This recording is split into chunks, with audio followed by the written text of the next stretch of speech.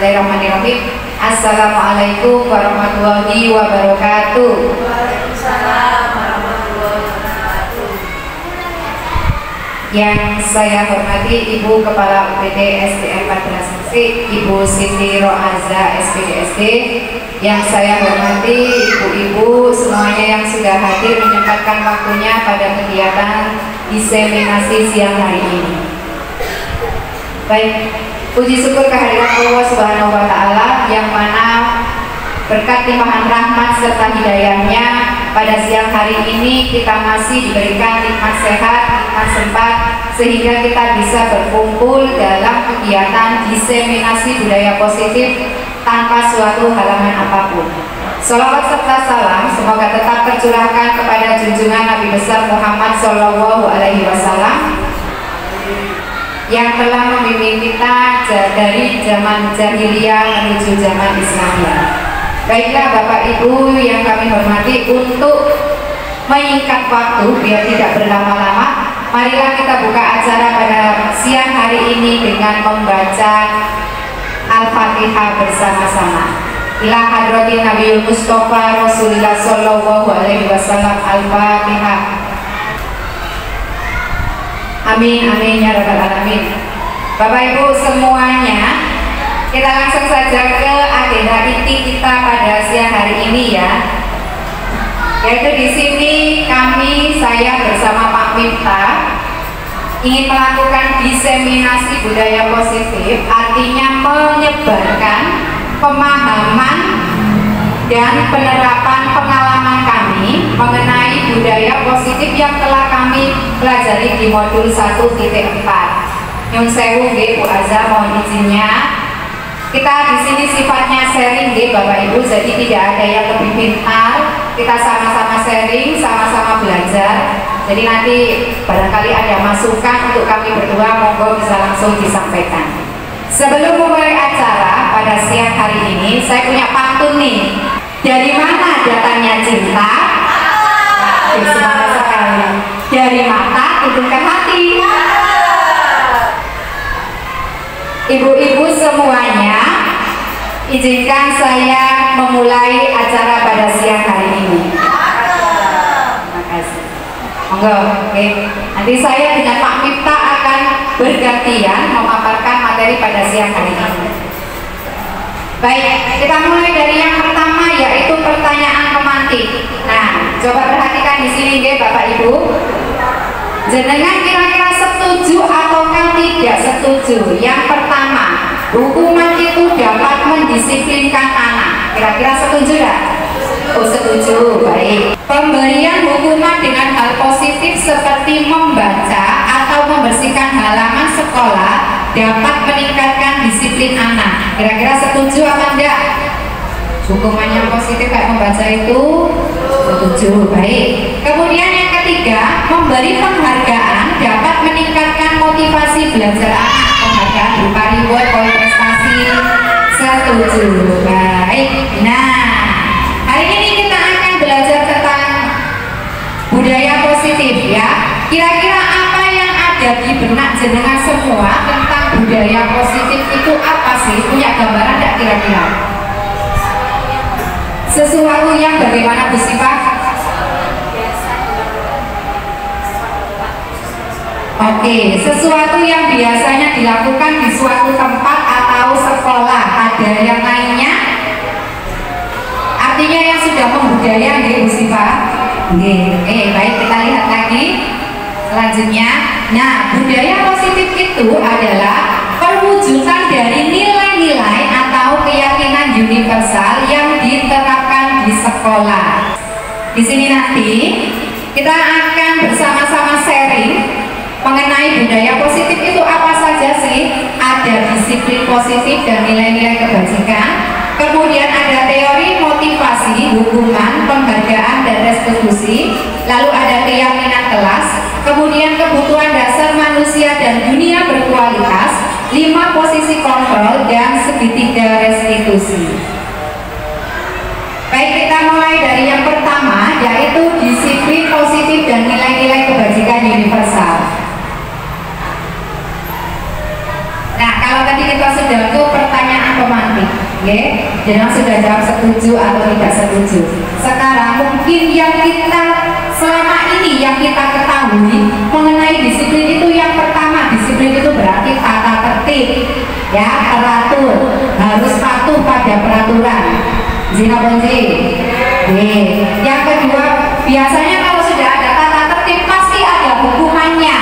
Kemudian yang ketiga, sesuatu yang dilakukan seseorang pada orang lain untuk mendapatkan kepatuhan dan akhirnya menghasilkan ketidaknyamanan. Gak nyamannya apa? Gelem gak gelem ya wis iki patuwono aturane. Seperti itu. Nah, ternyata pemahaman itu selama ini bukan yang seperti itu. Yang kita maksud di sini disiplin positif bukanlah hal-hal yang selama ini kita ketahui. Lalu apa itu disiplin positif? Nah, di sini mengacu pada disiplin diri yang memiliki tanggung jawab terhadap apa yang dilakukan berdasarkan nilai-nilai yang diyakini.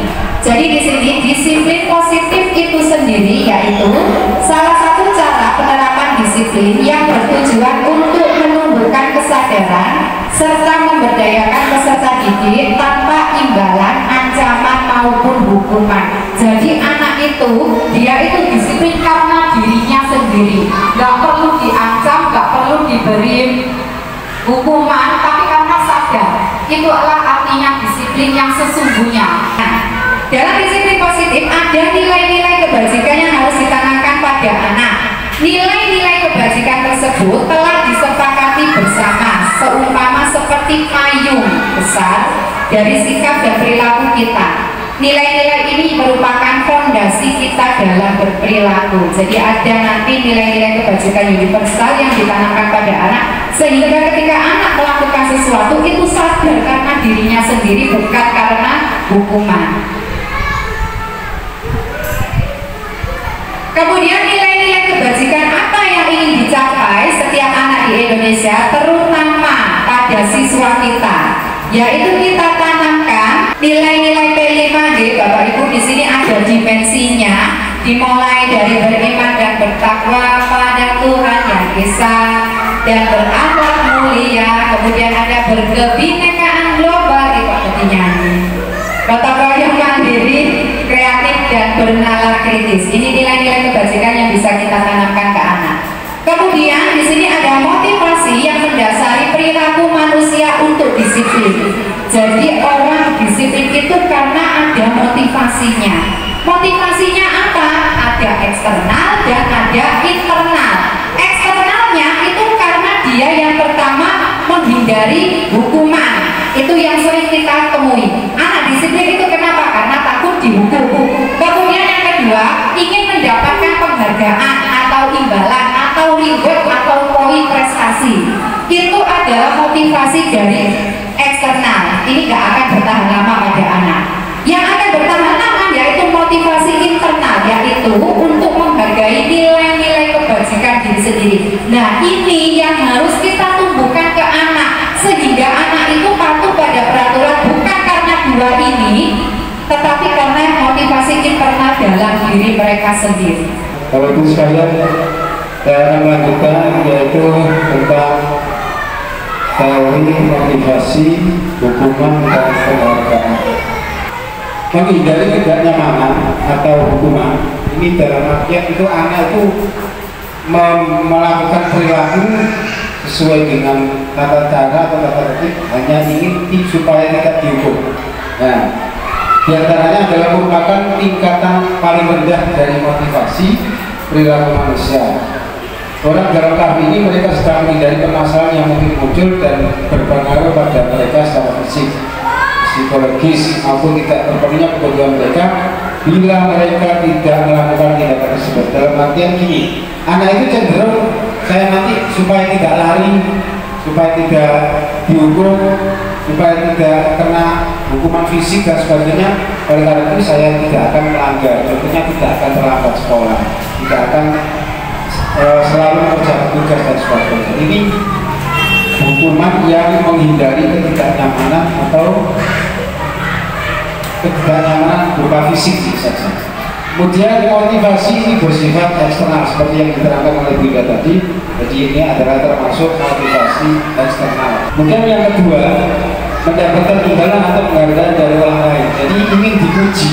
Jadi satu tingkatan di atas motivasi yang pertama, orang dengan perilaku ini memiliki tujuan untuk mendapatkan hadiah, pengakuan, imbalan atau penghargaan dari orang lain. Nah, katakanlah setiap hari melakukan kegiatan yang positif, ini ada tendensi yang lain. Kalau dalam bahasa agama melakukannya tidak ikhlas karena Allah, tapi ingin dipuji orang lain, ingin mendapatkan imbalan, ingin mendapatkan hadiah dan sebagainya.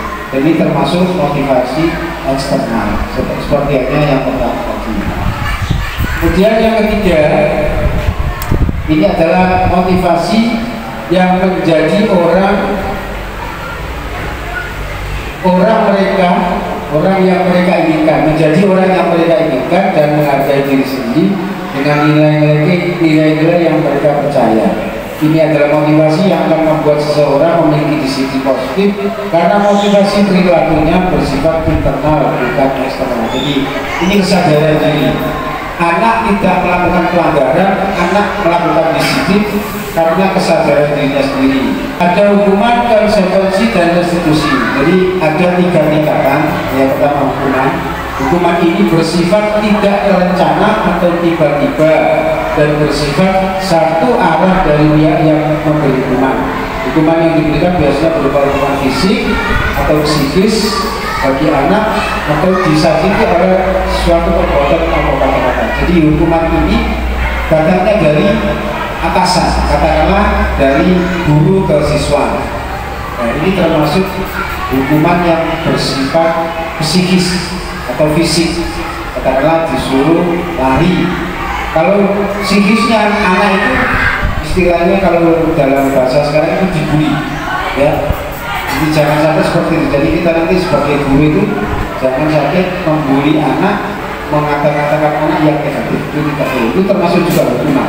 Kemudian yang kedua adalah konsekuensi. Disiplin dalam bentuk konsekuensi sudah terencana atau sudah disepakati, sudah dibahas dan disetujui.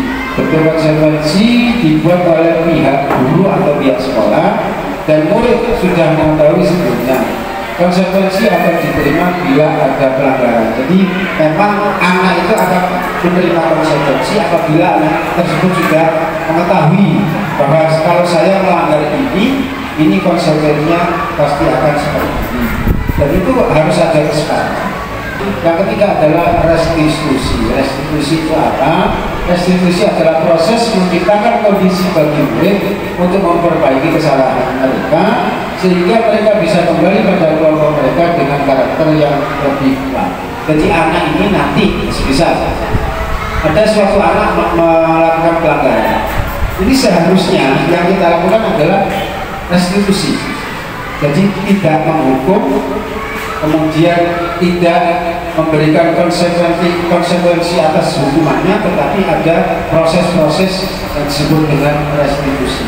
Dihukum oleh penghargaan. Ini maksudnya apa? Jadi anak itu akan mendapatkan penghargaan ini sebenarnya itu bukan masalah yang positif, tetapi masalah yang negatif untuk keberlanjutannya, karena memang bersifat eksternal itu tadi. Yang pertama pengaruh jangka pendek dan jangka panjang.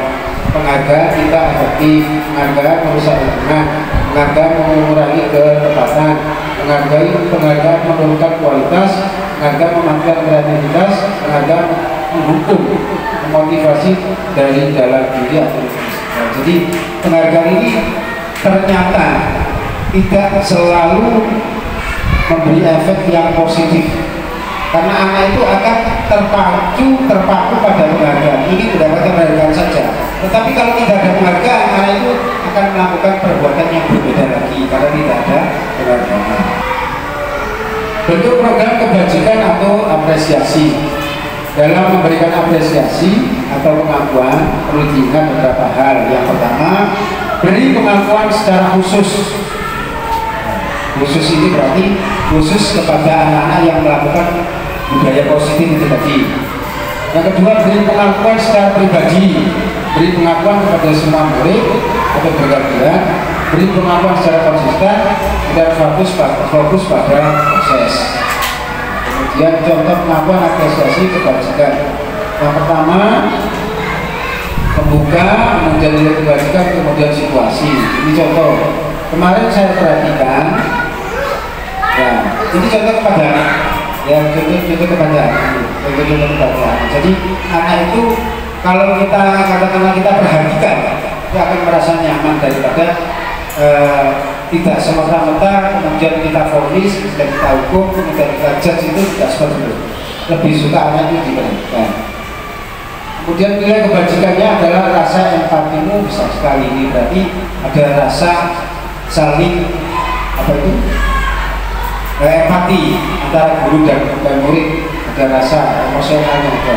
Kemudian situasinya pada saat menolong murid baru di kelas kita. Jadi ini ada suatu kondisi anak itu menolong, kemudian anak itu diberi apresiasi oleh guru. Nah, seperti itu. Ini coba tolong dijawab, ya. Ada beberapa pertanyaan. Nah, ini nanti termasuk hukuman atau konsekuensi. Yang pertama, mencatat 100 kali dalam buku. Saya tidak akan terlambat lagi karena terlambat ke sekolah. Kira-kira ini termasuk hukuman atau konsekuensi? Hukuman. Nah, yang kedua, lari mengelilingi lapangan basket 2 kali karena terlambat sekolah. Hukuman. Nanti kita cek.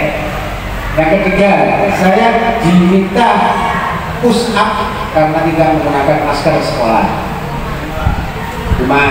Kita cek nanti. Menggantikan kertas tugas teman yang telah dicoret-coret. Konsekuensi. Bagus, nanti kita cek lagi. Lari mengelilingi lapangan basket 2 kali karena terlambat 10 menit untuk pelajaran bersejarah. Konsekuensi apa hukuman? Hukuman atau konsekuensi nanti kita lihat. Membersihkan tumpahan air di meja karena tersenggol botol minuman saat belajar. Konsekuensi. Kita cek satu persatu. Ternyata yang mencatat 10 kali saya tidak akan terlambat, itu termasuk hukuman, bukan konsekuensi. Ya, kenapa? Karena ini bersifat psikis, ya, bersifat psikis. Nah, terus yang kedua juga sama, bersifat psikis karena mengelilingi lapangan. Kemudian yang ketiga, diminta push up. Diminta push up berarti ini juga psikis, ya. Kemudian menggantikan tugas teman yang dicoret ini adalah konsekuensi dari tindakan yang telah dilakukan. Karena memang istilah itu melakukan suatu kesalahan yang ada konsekuensinya, ada tanggung jawabnya. Kemudian yang kelima, lari mengelilingi lapangan basket 2 kali karena terlambat 10 menit untuk pelajaran kedua. Ini konsekuensi. Kenapa? Barangkali guru PJOK sudah memberikan apa itu namanya? Tugas apa? Kesepakatan awal. Jadi kalau ada terlambat itu mengelilingi, ini juga termasuk konsekuensi. Yang terakhir, membersihkan tumpahan air di meja karena tersenggol botol minuman saat belajar, termasuk konsekuensi. Next. Perbedaan antara hukuman dan konsekuensi. Yang pertama, hukuman adalah sesuatu yang menyakitkan, harus terjadi. Konsekuensi adalah sesuatu harus terjadi. Kemudian hukuman membuat anak sakit fisik maupun hati untuk jangka waktu yang lama. Kemudian konsekuensi adalah membuat anak merasa tidak nyaman dalam jangka waktu yang pendek. Hukuman anak membenci kedisiplinan. Konsekuensi anak akan menghargai kedisiplinan. Hukuman bersifat paksaan. Konsekuensi bersifat stimulus atau tanggapan. Kemudian hukuman mendorong anak menyakiti diri sendiri. Konsekuensi mendorong anak agar mudah menyesuaikan diri. Kemudian hukuman konsep diri yang buruk. Konsekuensi adalah konsep diri yang baik. Hukuman merupakan anak belajar untuk menyembunyikan kesalahan. Konsekuensi anak belajar untuk mematuhi peraturan. Hukuman termasuk marah, rasa bersalah, dipermalukan, rasa tidak dihargai. Ini termasuk. Kemudian yang termasuk konsekuensi adalah kehilangan hak, dibuat tidak nyaman, diasingkan untuk sementara atau iPhone. Saya lanjutkan dulu untuk yang keyakinan kelas ya. Mungkin Bapak Ibu itu sudah sering mendengar ya kesepakatan kelas, aturan atau peraturan. Nah, keyakinan kelas itu apa? Keyakinan kelas merupakan nilai-nilai kebajikan universal yang disepakati secara tersirat dan tersurat, lepas dari latar belakang suku, negara, bahasa maupun agama. Nah, pembentukan keyakinan kelas. Jadi di sini pembentukan keyakinan kelas biasanya kita tahu namanya itu di kelas itu kesepakatan kelas. Tetapi kalau keyakinan kelas itu kita lebih menanamkan ke nilai-nilai universal. Jadi ketika di dalam pembuatan keyakinan kelas, misalkan anak-anak itu dimintai, saya harus menerangkan ini ya, langsung aja. Jadi anak-anak dimintai pendapatnya. Nah, kira-kira kamu itu pengen kelas yang seperti apa? Kelas impianmu seperti apa? Nanti jawaban dari anak-anak itu kita tampung semuanya. Setelah ditampung kita simpulkan. Tetapi nanti perbedaannya kita tidak menggunakan kalimat negatif. Misal itu nanti ada anak yang bilang tidak boleh berisik saat guru menerangkan. Nah, kata tidak boleh itu kita cari nilai kebajikannya apa ya kira-kira. Kalau nggak boleh berisik berarti kita harus mendengarkan. Mendengarkan itu berarti sikap yang apa? Menghargai bisa, kemudian tertib bisa. Kita cari nilai kebajikannya di situ. Jadi seperti itu keyakinan kelas dibuat antara guru dan murid bersama-sama, bukan dari satu pihak saja kita buat kemudian anak-anak mematuhi, tapi dari masukan murid kita buat bersama-sama, kita sepakati bersama. Selanjutnya kebutuhan dasar manusia. Next. Kebutuhan dasar manusia adalah segala bentuk yang kita lakukan untuk mendapatkan yang kita inginkan.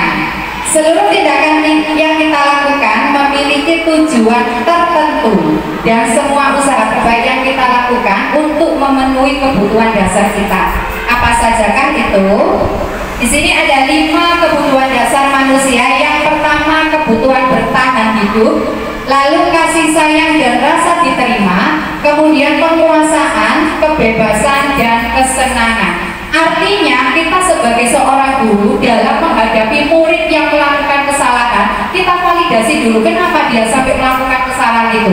Mungkin yang pertama karena alasannya merasa ini unggul, katakanlah misalkan muridnya Pak Adam, ada yang ngejek temannya, wah nyatu mereka iso, aku loh ini kok wis iso. Nah, anaknya yang diajak nangis, Pak Adam nggak boleh langsung menyalahkan. Loh, kenapa mau ilok mau coba? Tapi ditanya dulu kenapa kok seperti itu. Biasanya itu anak yang ngejek seperti itu karena dia merasa bisa. Nah, ini dia Pak berupaya untuk memenuhi kebutuhannya, yaitu pengakuan atas kemampuan. Aku ini loh Pak, balik iso kayak ngomong, ini gak iso Pak. Seperti itu. Jadi ketika anak berbuat salah itu pasti karena ada hal yang ingin dipenuhi dari 5 ini. Entah itu dia karena caper, karena mungkin di rumah kurang kasih sayang, akhirnya di sekolah dia nyari-nyari perhatian dari gurunya. Oh berarti dia ingin kasih sayang dan rasa diterima. Nah di sini ada kebutuhan bertahan hidup, itu tentunya yang berkaitan dengan kesehatan, rumah, makanan, dan kebutuhan akan perasaan aman. Selanjutnya ada kebutuhan kasih sayang, kebutuhan akan hubungan koneksi sosial, ingin disayang dan diterima dan menjadi bagian dari suatu kelompok. Kemudian ada penguasaan kita dia merasa dia itu pinter, jadi akhirnya semena-mena mengejek temannya. Ada karena dia merasa kompeten, terampil, menjadi diakui dan kebutuhan untuk didengarkan. Lalu kebebasan. Di sini ada kebutuhan akan pilihan, kebutuhan akan otonomi, memiliki pilihan dan mampu mengendalikan arah hidup seseorang. Kemudian ada kebutuhan akan kesenangan. Di sini anaknya ingin senang, kebutuhan bermain dan tertawa, terutama di siswa SD kita, okay, Bapak Ibu. Anak-anak itu masih perlu banyak bermainnya karena pendidikan anak itu harus sesuai dengan kodrat alam dan kodrat zaman dan kodratnya anak. Kodratnya anak itu mereka merdeka dan bermain. Jadi ketika kalau di sekolah itu kita wujudkan pendidikan yang benar-benar berpihak pada anak, yang memang kita masukkan merasa nyaman dan senang dalam belajar. Selanjutnya adalah posisi kontrol. Posisi kontrol ini ada 5 juga. Jadi kita sebagai guru itu harus memiliki posisi. Kita itu sebagai apa? Dalam menghadapi satu masalah. Ya. Yang pertama adalah posisi penghukum. Kemudian ada posisi pembuat rasa bersalah. Yang ketiga adalah posisi sebagai teman. Yang keempat adalah sebagai pemantau. Yang kelima adalah sebagai manajer. Jadi 5 posisi ini akan kita miliki, kemudian kita terapkan pada suatu masalah. Kira-kira kalau masalah ini itu yang kita terapkan yang mana? Seperti itu. Jadi ada video, ini coba dilihat. Sini kamu. Selamat pagi, Bu. Selalu terlambat. Kamu deh, pasti terlambat. Maaf, Bu. Saya Apa? Apa coba? Alasan kamu apa lagi? Kapan sih kamu tidak terlambat? Malas sekali ya kamu jadi anak. Dasar pemalas. Gak kapok-kapok sih kamu. Sudah berapa kali terlambat? Sana, kamu keliling lapangan basket 2 kali. dari video tadi, ini adalah bersifat penghukum. Jadi anak itu akan dihukum karena dia terlambat. Dalam video tadi kan sudah jelas keliling lapangan. Jadi posisi penghukum ini menggunakan hukuman bersifat fisik. Ya, guru percaya hanya ada satu cara pembelajaran bisa berhasil, yaitu dengan cara tersebut. Nah, ini termasuk adalah posisi penghukum. Biasanya nada tinggi. Nada tinggi biasanya kita memang seperti itu. Kalau ada anak salah, kita justru yang pertama kita lakukan nada tinggi. Hei, ha, nah, kita seperti itu. Ya. Kemudian mata termasuk mata tajam, kelopak dan sebagainya, ini termasuk kategori penghukum. Kemudian hasil nanti yang akan kemungkinan murid marah, mendendam serta bersifat agresif.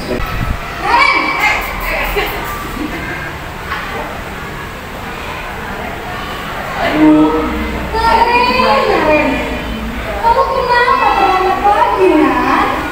Ya Tuhan, Naren. Kamu senang ya bikin ibu susah ya? Kalau kamu terlambat lagi, nanti ibu yang dituduh bapak kepala sekolah, Nak. Disangka ibu tidak bisa mendidik kamu. Duh, gimana ini? Maaf, Bu. Gusti Naren. Kamu suka ya kalau ibu dituduh bapak kepala sekolah? Terus, sekarang ibu harus tulis apa ini di buku absen? Ini kamu sudah sering terlambat loh. Yang kedua, jadi membuat rasa bersalah. Posisi ini guru bersuara lebih lembut daripada yang pertama, lebih lembut daripada yang pertama yang agak tinggi tadi. Kemudian orang yang merasa bersalah dibuat tidak nyaman karena memang gara-gara aku, ya, saya merasa bersalah kan seperti itu. Ya. Kemudian hasilnya nanti murid akan merasa bersalah, telah mengecewakan guru dan tidak sanggup membahagiakan orang lain. Lebih bahaya lagi, mereka akan menempatkan masalahnya yang negatif dengan menyakiti diri sendiri. Nah, ini juga ternyata yang kedua ini juga termasuk tidak efektif.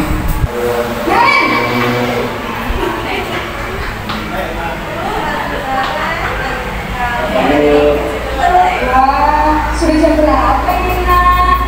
Selamat pagi ya, sayang.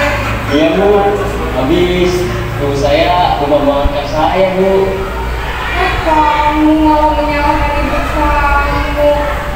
Kamu bukannya anak-anak yang kencang. Kok terlambat sih? Iya, Bu, saya memang baru bangun tadi. Jadi dari saya lari kencang, tetap gak kencang, Bu. Ya sudah sangat nanti lain kali larinya lebih kencang lagi ya, biar gak terlambat lagi. Bikin demi ibu, bisa kan? Bisa lah, Bu. Posisi yang ketiga sebagai teman, kira-kira dari 3 posisi, sementara 3 posisi, kira-kira yang enak itu yang nyaman yang mana? Jadi guru tidak menyakiti murid, namun akan tetapi berupaya mengontrol melalui persuasi, melalui pendekatan-pendekatan. Ya, di dampak positif ini akan bercanda, akan tercipta hubungan yang baik, yang harmonis kayak seperti teman, bukan seperti anak yang merasa bersalah. Ya. Kemudian posisi guru bersifat ramah, akrab, bercanda dan senang silakan. Dan hasilnya nanti murid merasa senang dan akrab dengan guru, tetapi murid akan bergantung pada guru.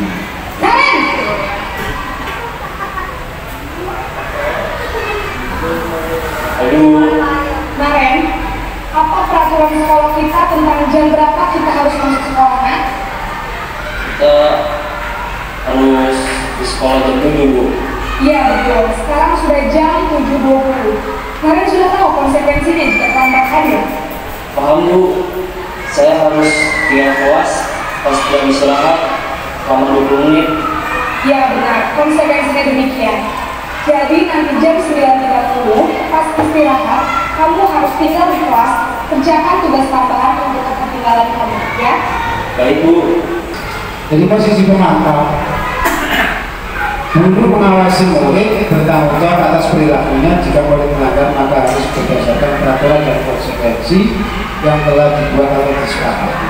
Posisi ini memantau nada suara dibuat datar dan bahasa tubuh yang formal, ya, tidak seperti yang punya pertanyaan. Kita di sini yang murid akan mengambil konsekuensi yang harus dijalankan. Murid tidak emosi, namun murid tidak nyaman dengan konsekuensi yang dibuat.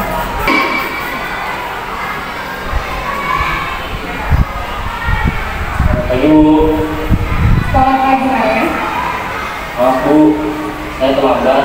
Iya, sekolah masuknya jam 7, sekarang sudah jam 7.20. Jadi sekarang bagaimana ini, Maren? Maaf, Bu, saya lupa secara alarm saya semalam. Baiklah, menurut kamu, keyakinan sekolah yang mana yang tepat? Menghargai diri sendiri dan orang lain mungkin ya, Bu. Setuju. Jadi, apakah Maren meyakini prinsip saling mengurangi tersebut? Iya, Bu, saya meyakininya. Apakah Maren bersedia memperbaiki masalah keterlambatan ini? Bersedia, Bu. Bagaimana kamu akan memperbaiki masalah keterlambatan ini? Saya akan coba untuk tidak lupa menyetel alarm saya, Bu. Baik, kalau Maren memperbaiki alarm di rumah, ada orang yang kira-kira bisa bantu mengingatkan tidak? Ada, Bu. Saya, Kak Emma. Ada lagi selain Kak Emma? Selain Kak Emma, ada ibu saya. Baik, jadi yang mengingatkan adalah Kak Emma dan Ibu, ya? Kira-kira akan mulai setel alarm kapan, ya? Setelah pulang sekolah, akan segera saya lakukan. Baik, jadi Maren akan setel alarm untuk bangun besok pagi dan akan diingatkan oleh kakak dan ibu dan Maren, ya? Ada lagi yang mungkin perlu dilakukan, Maren? Agar tidak terlambat bangun lagi. Tidak ada, Bu. Baik, Maren. Terima kasih untuk kerjasama kamu. Posisi yang terakhir, posisi sebagai manajer. Jadi guru itu ada posisi sebagai manajer, tidak hanya perusahaan saja. Posisi ini di mana guru berbuat sesuatu dengan murid, mempersilahkan murid mempertanggungjawabkan atas perilakunya. Guru mendukung dan membimbing murid agar menemukan solusi atas permasalahannya sendiri. Jadi memang sifat manajer ini kan membimbing, mengarahkan, ya, menuntut dan sebagainya. Nah ini kalau dilihat dari video tadi tidak 100% menyalahkan, tetapi membuatkan solusi supaya tidak melakukan kesalahan itu lagi. Ya.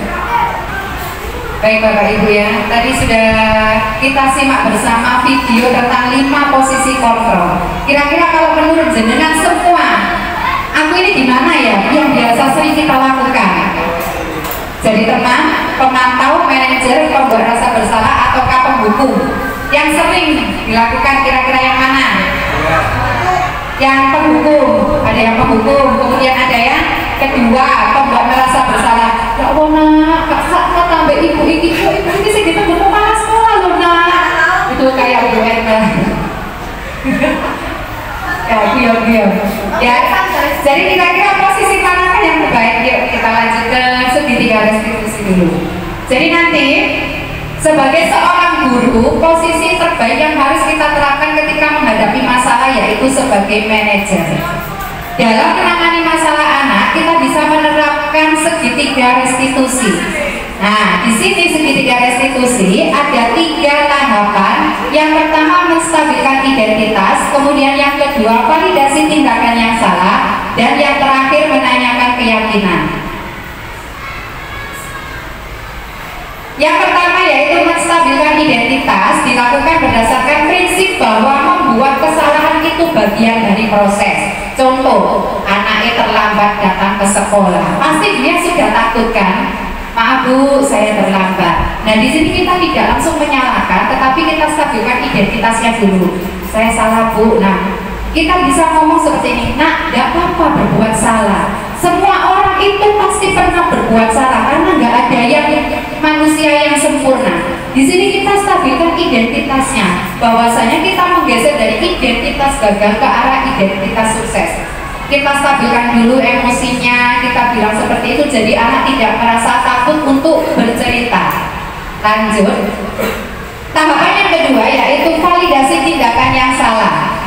Dilakukan berdasarkan prinsip bahwa setiap perilaku berupaya memenuhi suatu kebutuhan tertentu. Nah, setelah kita ngomong tadi, nah tidak apa-apa, tidak ada manusia yang sempurna, semuanya pasti berbuat salah. Kita masuk ke tahapan yang kedua yaitu validasi tindakan yang salah. Kita tanyakan, nah setelah itu kita tanya, Bu Indah yakin pasti kamu terlambat ada hal-hal tertentu. Kenapa kok bisa sampai terlambat? Coba ceritakan pada Bu Indah. Kita masuk pada validasi tindakan yang salah. Jadi nanti anaknya bercerita, tadi saya gini-gini Bu, kenapa terlambatnya gini-gini. Itu kita masuk tahapan yang kedua.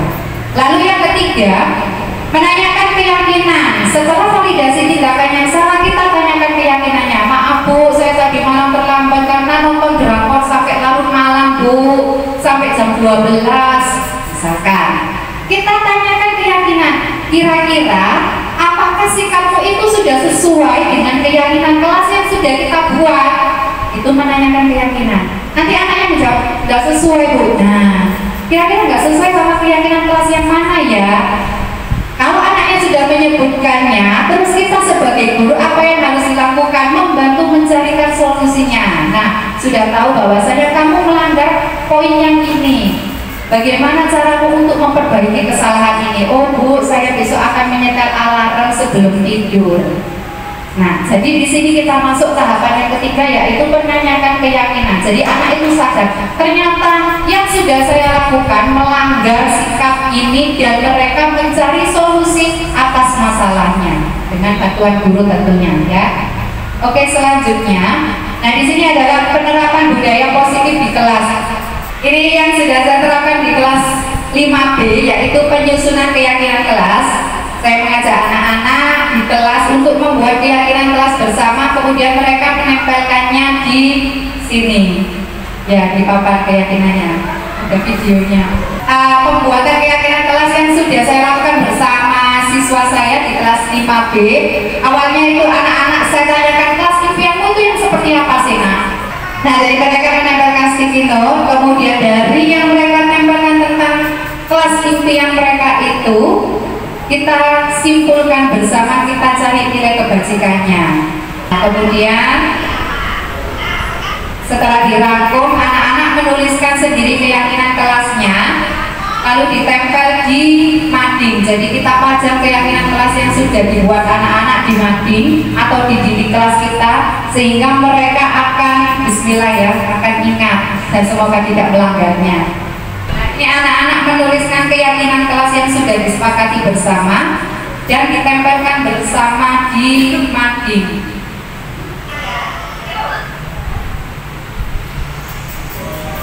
Ini nempelnya, tempel satu-satu. Dibuat bersama anak-anak di keyakinan itu, bukan cuma dari guru, anaknya harus mematuhi, tapi bareng-bareng. Ada lagi penerapan segitiga restitusi, yaitu menangani kasus anak yang entah terlambat datang ke sekolah atau mengejek temannya. Nah, ini contoh dalam menangani anak anak yang terlambat datang ke sekolah.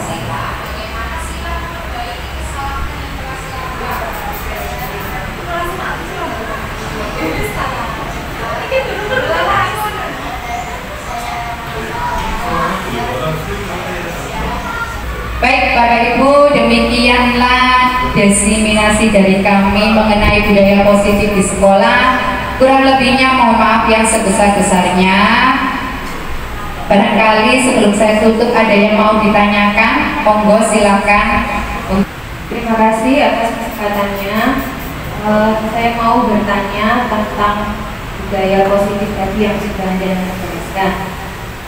Menurut yang jenengan jelaskan itu berarti anak memiliki kesadaran dirinya. Ya, berarti itu masalah internal. Nah, pertanyaan saya, cara membudayakan hal positif terhadap anak yang kurang perhatian dari orang tuanya. Terima kasih. Terima kasih. Pertanyaan sangat bagus sekali. Bagaimana cara menangani anak-anak yang kurang perhatian dari orang tuanya? Setelah itu,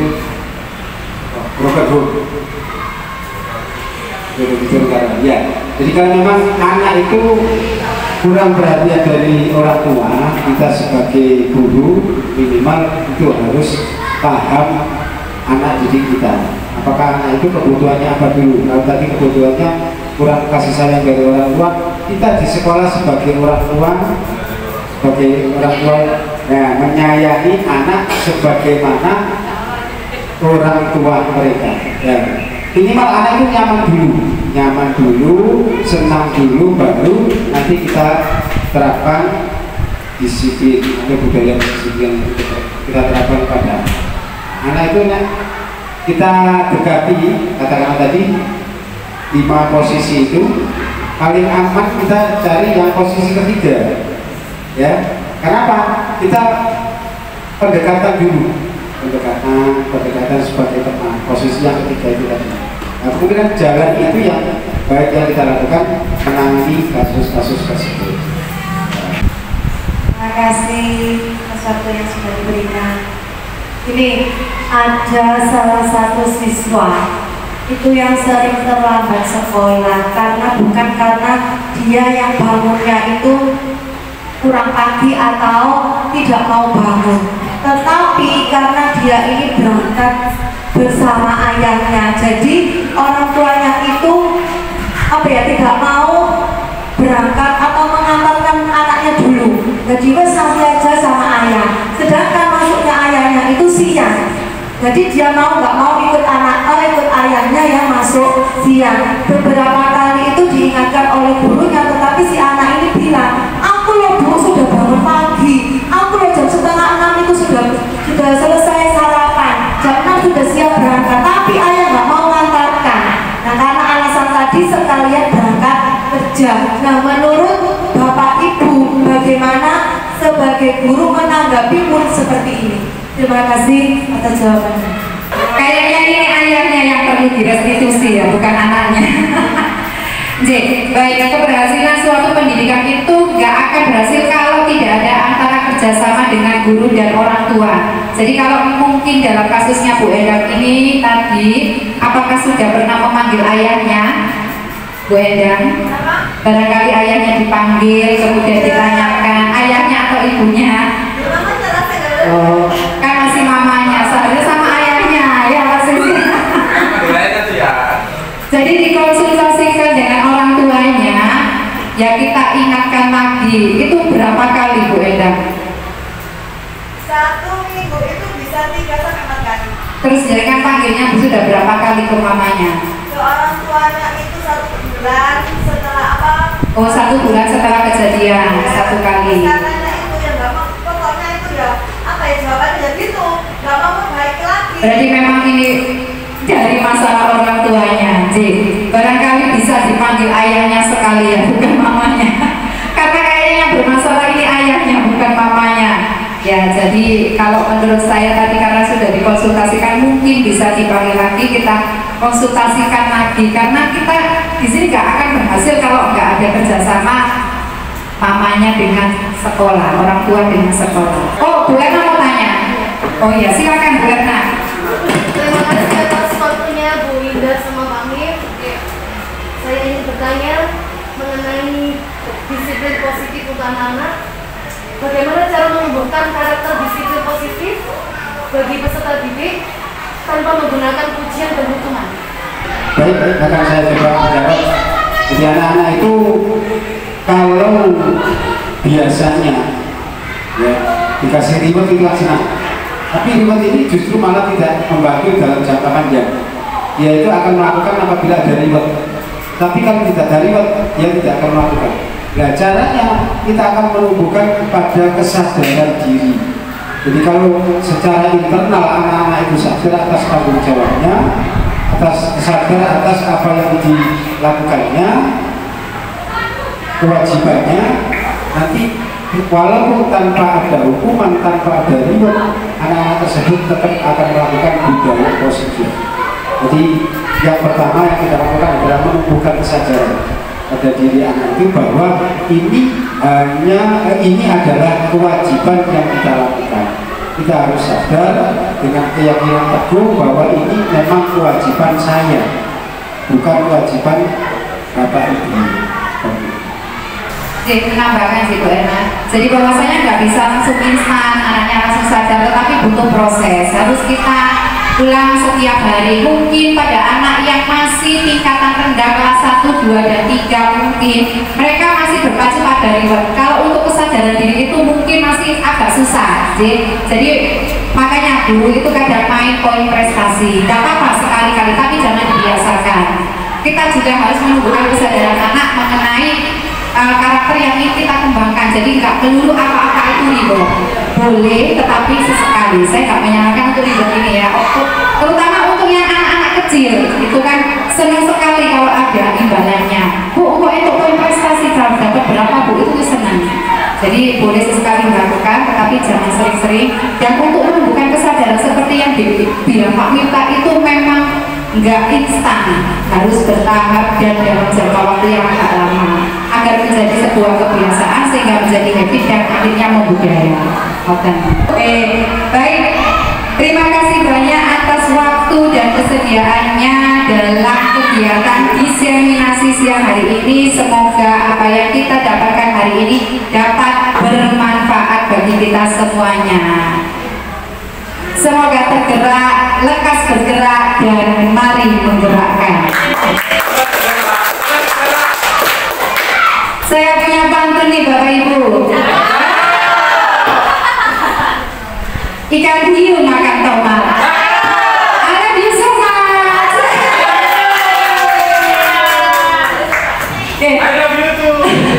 Marilah kita tutup acara pada siang hari ini dengan doa kafaratul majelis bersama-sama. Bismillahirrahmanirrahim.